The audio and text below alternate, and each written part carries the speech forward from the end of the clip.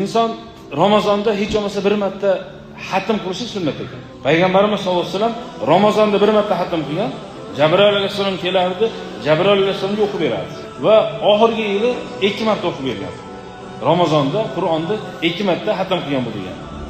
Keyingisi ko'pchilik savol beradi, domla nima uchun endi vitrni faqat Ramazonda hali jamoat bilan o'qiymiz? Chunki payg'ambarimiz sollallohu alayhi vasallam vitr jamoat bilan o'qigan emas. Faqat Ramazonda o'qigan. Shuning uchun bizim mazhabda, balki boshqa mazhablarda ham shunaqa, mana Makka Madinaga borsalar ko'rasizlar, vitrni faqat Ramazonda o'qilinadi, jamoat bo'lib. Boshqa paytda hamma o'zi alohida o'qiydi. Sababi nima desa qayta aytayapman. Payg'ambar sollallohu alayhi vasallam vitrni jamoat bilan o'qigan ekan Ramazonda. Ramazondan tashqarida o'qimagan ekan. Yana bir eslatiladigan narsa, vala yutraku likasalil qavmi. Qavmning yolqovligi sababli tarava tark etilmaydi. Bugun charchab qolgan o'qimay qoralik desa qolganlar ham mayli deyilmaydi. Qo'ldan kelgancha o'qilaveradi. Mana payg'ambarimiz sollallohu alayhi vasallam oxirgi marta namozga chiqqan rivoyat kelganda hadisda Oysha onamiz rivoyat qiladi.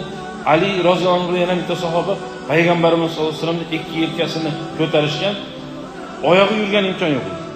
Mana oyog'ini so'dirab chiqqan payg'ambarimiz sollallohu alayhi vasallam to'g'ri farz namoziga shu mahalgacha ruxsat bergan olimlar.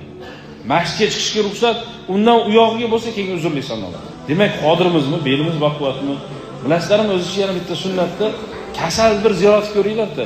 Kasal yotgan odamlar bor-ku, qaniydi men ham sog'lom bo'lsam masjidga chiqsam, tarbiya o'qisam deb nechtashyapti. Endi bizda sog'lom odam agar chiqmaydigan bo'lsa, Alloh taolo ne'mat topib qo'yadi, keyin kech bo'ladi.